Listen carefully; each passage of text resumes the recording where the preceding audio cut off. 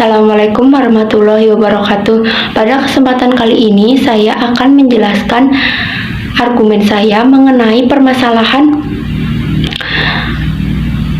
pada jurnal yang berjudul Integritas pada Teori Etika Praktis dan Kontemporer dalam Kebijakan dan Praktik Pendidikan di Sekolah.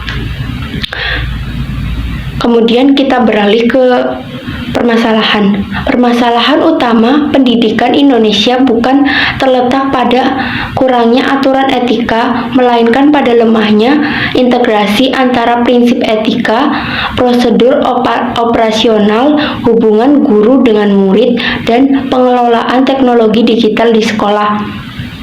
Kemudian pada penelitian yang menunjukkan bahwa sekolah sudah memiliki kode etik dan regulasi, namun banyak yang belum menerjemahkan menjadi SOP yang jelas. Kemudian audit etika dan pengalaman penggunaan AI secara gratis. Jadi maksudnya permasalahan utama pendidikan bukan kurangnya etika, namun lemahnya penerapan aturan tersebut di sekolah. Banyak sekolah memiliki kode etik dan regulasi, namun belum menerjemahkan menjadi SOP yang jelas, audit etika, serta pedoman penggunaan AI dan teknologi digital. Akibatnya muncul masalah seperti plagiarisme digital, pelanggaran privasi data, dan penyalahgunaan AI. Karena itu, diperlukan integrasi antara prinsip etika, prosedur operasional, dan hubungan dengan murid, serta pengelolaan teknologi digital agar integritas pendidikan dapat berjalan secara nyata. Kemudian, masuk pada penguatan argumen dan teori. Yang pertama, dari teori deontologi Immanuel Kant. Menurut teori deontologi Kant, guru seharusnya menjalankan etika bukan hanya untuk menghindari pelanggaran aturan, tetapi karena memiliki kewajiban moral untuk menjaga kejujuran, objektivitas, dan martabat peserta didik. Menurut saya, sekolah memang memiliki kode etik guru dan aturan akademik, tetapi banyak guru memandang etika hanya sebagai kewajiban administrasi, bukan sebagai tanggung jawab moral profesional. Akibatnya, aturan dipenuhi secara formal, tetapi tidak selalu diwadahi dengan praktik sehari-hari. Kemudian, guru harus menjalankan etika karena itu bukan hanya kewajiban moral, bukan hanya juga untuk menghindari peraturan pelanggaran yang ada di sekolah. Walaupun sekolah sudah memiliki kode etik, dalam praktiknya, etika sering dipahami sebatas kewajiban administratif sehingga belum benar-benar diterapkan dalam kehidupan sehari-hari atau perilaku sehari-hari. Kemudian yang kedua, dari teori utilitarianisme dari Bentham dan Mill.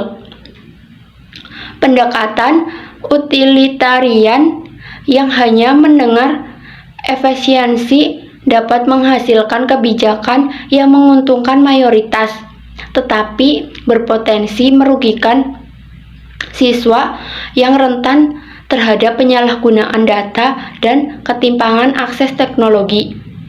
Banyak sekolah mengadopsi teknologi demi efisiensi pembelajaran, tetapi kurang memiliki literasi digital atau akses yang memadai. Jadi maksudnya teori utilitarianisme memiliki kebijakan berdasarkan manfaat terbesar bagi mayoritas. Banyak sekolah menggunakan teknologi untuk meningkatkan efisiensi pembelajaran, tetapi jika perlindungan siswa dan akses teknologi tidak diperhatikan, maka kelompok yang kurang mampu bisa dapat dirugikan atau merasa dirugikan. Kemudian yang ketiga, etika kebijakan dari Aristoteles. Jika etika kebijakan benar-benar diterapkan, siswa tidak hanya takut dihukum karena plagiarisme, tetapi memiliki kesadaran bahwa kejujuran akademik adalah bagian dari karakter yang harus dijaga. Maraknya plagiarisme digital menunjukkan bahwa sekolah belum berhasil menanamkan kejujuran akademik sebagai kebiasaan. Jadi, jika etika kebijakan diterapkan dengan baik, siswa tidak hanya takut dihukum karena plagiarisme, tetapi memahami kejujuran akademik adalah bagian dari karakter yang harus dijaga. Maraknya plagiarisme digital menunjukkan kebiasaan jujur yang belum terbentuk secara kuat serta jujur yang belum melekat pada perilaku setiap siswa. Yang keempat yaitu ethics of care dari Nodings. Etika kepedulian menegakkan bahwa sekolah tidak hanya cukup untuk menegakkan aturan, tetapi sekolah juga memastikan bahwa setiap kebijakan tetap mempertimbangkan kesejahteraan emosional dan martabat siswa. Kemudian, hubungan emantik antara guru dan siswa menjadi dasar hubungan etis. Tekanan administratif dan birokrasi dapat membuat relasi guru dan siswa semakin formal sehingga kebutuhan emosional setiap siswa dapat terabaikan. Jadi maksudnya sekolah tidak hanya cukup untuk menegakkan aturan, guru juga perlu memperhatikan kondisi emosional siswa. Hubungan yang empati antara guru dan murid menjadi dasar tindakan etis, tetapi seringkali terabaikan karena tekanan administratif atau birokrasi.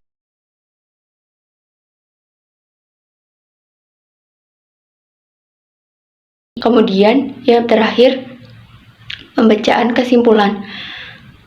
Integritas pendidikan Indonesia hanya dapat diperkuat apabila teori etika klasik dan kontemporer diintegrasikan secara sistematis ke dalam kebijakan sekolah, sub operasional, hubungan guru dengan siswa, serta tata kelola teknologi dan AI. Tanpa integrasi tersebut, regulasi etika akan tetap bersifat normatif dan tidak mampu menjawab tantangan digital dan terus berkembang.